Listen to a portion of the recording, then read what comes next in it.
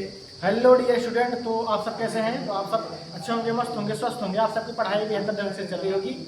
तो आज हम देखेंगे क्लास 10th के मैथमेटिक्स में देखेंगे। इसके पहले वाली वीडियो में हम 5 तक क्वेश्चन कर चुके हैं। प्रश्नावली 1C का 5 तक क्वेश्चन कर चुके हैं। यहाँ से हम छठवें से देखेंगे। देखिएगा, छठा क्वेश्चन क्या कहता है? √7 और √11, √16, √19, √23 में परिमेय संख्या ज्ञात कीजिए। इसमें क्या ज्ञात करना है आपको? परिमेय संख्या ज्ञात करना है। तो देखिएगा, परिमेय संख्या क्या होगा? √7 देखिएगा, अगर हम √7 की बात करते हैं तो जो अंडर रूट के अंदर है, अगर अंडर रूट के अंदर पूर्ण वर्ग संख्या होती है तो वह परिमेय संख्या होती है, और अगर पूर्ण वर्ग संख्या नहीं होती है तो वह अपरिमेय संख्या होती है। तो 7 जो है पूर्ण वर्ग संख्या नहीं है, तो ये अपरिमेय संख्या हो जाएगी। ये कैसी संख्या हो जाएगी? अपरिमेय संख्या हो जाएगी। ठीक है। अब देखिएगा, अगला क्वेश्चन क्या है? 11, √11 भी पूर्ण वर्ग संख्या नहीं है, तो ये भी क्या हो जाएगा? अपरिमेय संख्या हो जाएगी। ये भी अपरिमेय संख्या हो जाएगी। क्या है? √16 जो है एक पूर्ण वर्ग है। इसको हम लिख सकते हैं 4 × 4, 4 × 4 16। देखिए, 4 जो है दो जोड़ा बन रहा है, पेयर बन रहा है, तो उसको अगर हम बाहर कर देंगे तो ये 4 के रूप में बाहर आ जाएगा। 4/1 लिख सकते हो। ये p/q के रूप में है, ये p/q के रूप में है, और q does not equal to क्या है? 0 है, क्योंकि q बराबर क्या है? 1 है। 0 के बराबर नहीं है, 1 है। q does not equal to 0 है। और 4 और 1 पूर्णांक संख्या है, और 4 और 1 का अगर HCF निकाला जाए तो इसका मान क्या आएगा? 1 आएगा। तीनों कंडीशन ये फॉलो कर रहा है। तो √16 जो होगा, यह एक परिमेय संख्या है। यह कैसी संख्या है? परिमेय संख्या है। परिमेय संख्या है। ये कैसी संख्या है? परिमेय संख्या है। √19 देखिएगा, √19 देखिए, 19 जो है ये अंडर रूट के अंदर है, और 19 जो है एक जो है 19 क्या है? एक पूर्ण वर्ग संख्या नहीं है। 19 जो है पूर्ण वर्ग संख्या नहीं है। अगर पूर्ण वर्ग संख्या नहीं है और वो अंडर रूट के अंदर है, तो ये संख्या क्या हो जाती है? अपरिमेय संख्या हो जाएगी। और अगर पूर्ण वर्ग संख्या रहेगी तो परिमेय संख्या हो जाएगी, अपरिमेय संख्या हो जाएगी। अगला क्वेश्चन देखिएगा, √23 है। अंडर रूट क्या है? √23 है। अब देखिएगा, ये √23 है। रूट के अंदर जो 23 है, ये पूर्ण वर्ग संख्या नहीं है। ये जो है पूर्ण वर्ग संख्या नहीं है। ये पूर्ण वर्ग अगर होता तो ये बाहर आता, परिमेय संख्या हो जाती, लेकिन ये हो जाएगा अपरिमेय संख्या। अपरिमेय संख्या। ये तो हुआ छठवां। अब सातवां हम देखेंगे, √4, √3, √5, √9, √16 में परिमेय संख्या बताइए। इसमें भी परिमेय संख्या बताना है। देखिएगा, √4 को लिख सकते हैं √2 × √2। √4 को लिख सकते हैं √2 × 2। ये दो पेयर है, जोड़ा है, ये बाहर आएगा 2 के रूप में। 2/1 लिखा जा सकता है। ये p/q के रूप में हुआ है, और q does not equal to 0 है, क्योंकि q बराबर क्या है? 1 है। ठीक है। तो ये p/q के रूप में है, ये p/q के रूप में है, और q does not equal to 0 है, और q इक्वल टू क्या है? 1 है, 0 के बराबर नहीं है। ठीक है। और 2 और 1 क्या है? पूर्णांक है, और 2 1 का HCF जो होगा उसका मान क्या आएगा? 1 आएगा। अतः हम कह सकते हैं कि ये जो है √4 जो है वो एक परिमेय संख्या है। ये किस संख्या है? परिमेय संख्या। ये एक परिमेय संख्या है। √3 देखिएगा, 3 पूर्ण वर्ग संख्या नहीं है, तो ये भी क्या हो जाएगा? अपरिमेय संख्या हो जाएगी। अपरिमेय संख्या। √5 देखिएगा, ये भी पूर्ण वर्ग संख्या नहीं है, तो ये भी क्या हो जाएगी? अपरिमेय संख्या हो जाएगी। अपरिमेय संख्या। देखिएगा, √9 है। उसके बाद √9 इसको लिख सकते हो। √9 को हम लिख सकते हैं √ में 3 क्या है? 9, तो 3 पेयर है, बाहर आएगा 3 के रूप में। 3/1 लिखा जा सकता है। ये p/q के रूप में हुआ, और q does not equal to क्या हुआ? 0 हुआ।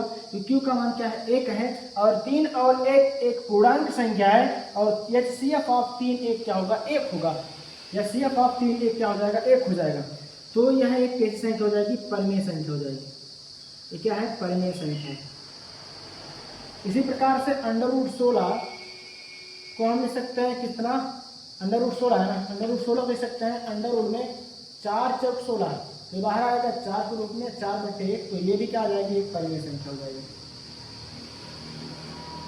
परिमेय संख्या है, ये भी कैसी संख्या है, परिमेय संख्या। तो अगर हम समझ गए होंगे तो आप इसका स्क्रीनशॉट ले लीजिए। उसके बाद हम चलते हैं नेक्स्ट क्वेश्चन पर।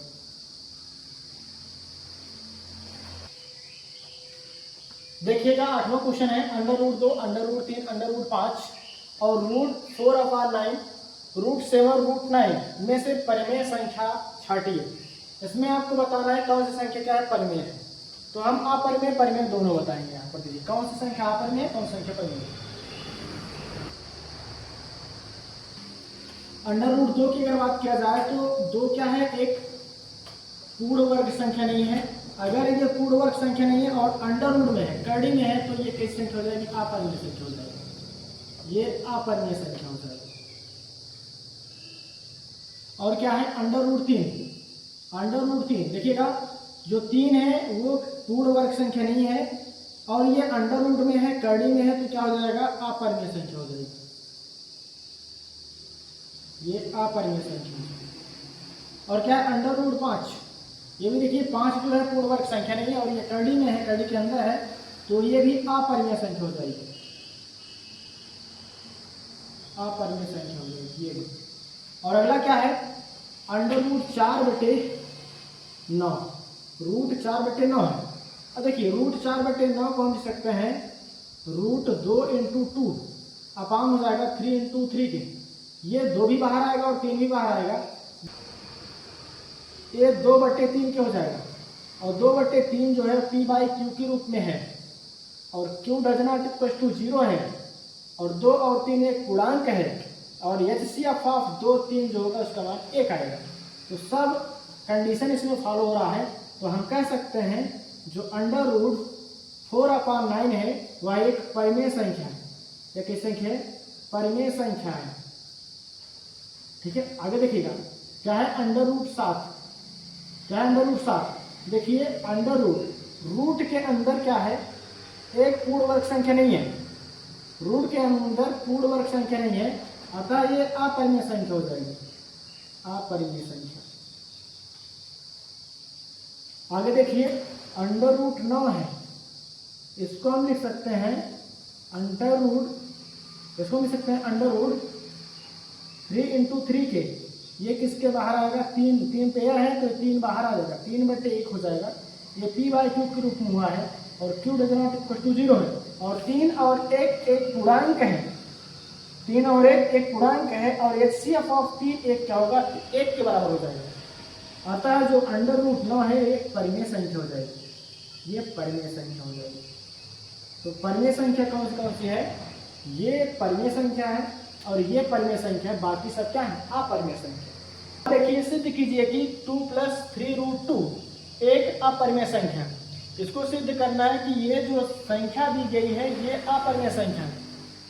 तो इसको सिद्ध करने के लिए हम पहले मानेंगे कि माना 2 + 3√2 एक परिमेय संख्या है, एक परिमेय संख्या है। अगर ये परिमेय संख्या होगा तो 2 + 3√2 जो होगा ये p/q के रूप में होगा और ये p/q के रूप में होगा, q does not equal to 0 होना चाहिए। ठीक है, ये p/q के रूप में तभी होगा जब q does not equal to 0 होगा और p और q जो होना चाहिए वह क्या होना चाहिए, एक पूर्णांक होना चाहिए, पूर्णांक है। pq क्या है, पूर्णांक है और HCF ऑफ pq ये होना चाहिए किसके बराबर, 1 के बराबर होना चाहिए। देखिएगा इसको हम क्या करेंगे, इस साइड करेंगे तो 3√2 इक्वल टू हो जाएगा p/q -2 के। देखिएगा इसको इस साइड कर दीजिएगा तो √2 इक्वल टू हो जाएगा p/q -2/3 के। ठीक है, यह समीकरण क्या हो जाएगा, 1 हो जाएगा, समीकरण 1 हो जाएगा। ध्यान दीजिएगा ये परिमेय संख्या में से कोई संख्या घटाई जाए या भाग किया जाए तो वह संख्या परिमेय संख्या रहती है, लेकिन ये अपरिमेय संख्या है। तो हम कह सकते हैं p/q -2 अपान 3 एक परिमेय संख्या है, एक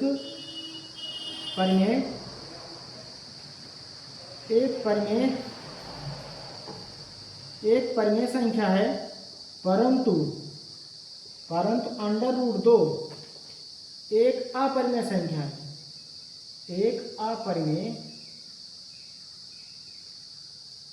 संख्या है। ये क्या है? अपरिमेय संख्या है।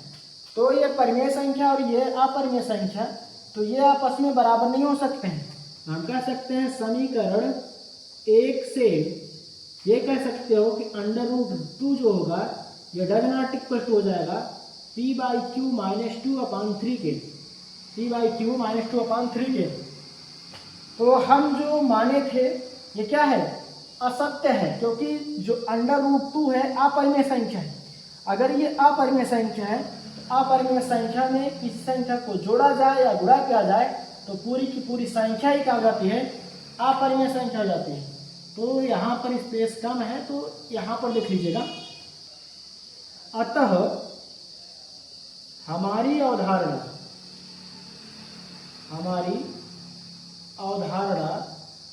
गलत है। हमारी अवधारणा क्या है? गलत है। मतलब जो हम माने हैं ये जो संख्या परिमेय संख्या है यह गलत है। 2 + 3√2 एक अपरिमेय संख्या है। 2 + 3√2 एक अपरिमेय संख्या है। तो आई होप समझ गए होंगे। तो आप इसका स्क्रीनशॉट ले लीजिए। उसके बाद हम चलते हैं नेक्स्ट क्वेश्चन पर। देखिएगा अगला क्वेश्चन है 10वां। निम्नलिखित में से परिमेय संख्याएं और अपरिमेय संख्याएं कौन सी है? आपको ज्ञात करना है कि कौन सी संख्या परिमेय संख्या है और कौन सी संख्या क्या है? अपरिमेय संख्या है। तो देखिएगा जो पाई होता है, पाई हमेशा अपरिमेय संख्या होती है। तो ये कौन सी संख्या है? अपरिमेय संख्या।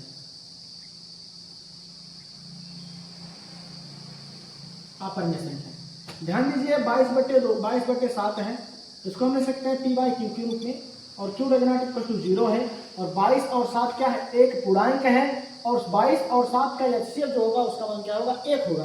तो तीनों कंडीशन ये फॉलो कर रहा है। तो हम कह सकते हैं कि ये जो होगा एक परिमेय संख्या हो जाएगी।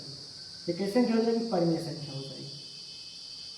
आगे आइए, इसको हम लिख सकते हैं 3.14 है। इसको लिखा जा सकता है 314/100 के लिखा जा सकता है। और इसको अगर काटोगे तो काटिए, 2 से काटिएगा। देखिए 2 से काटेंगे, 2 1 के 2 हो जाएगा, 2 5 10 हो जाएगा, 2 7 14 हो जाएगा, 2 5 10 50 हो जाएगा। अब देखिए हम 5 से काट सकते हैं, 5 से नहीं कटेगा, ये तो नहीं कटेगा। हम इसको लिख सकते हैं 157/50। 157/50 जो है, 157/50 जो है ये p/q के रूप में है और q does not equal to 0 होगा। ठीक है, यह p/q के रूप में है। तो हम कह सकते हैं कि मतलब कि 3.14 कैसे संख्या हो जाएगी? परिमेय संख्या हो जाएगी। परिमेय संख्या 3.14 कैसी संख्या है? परिमेय संख्या।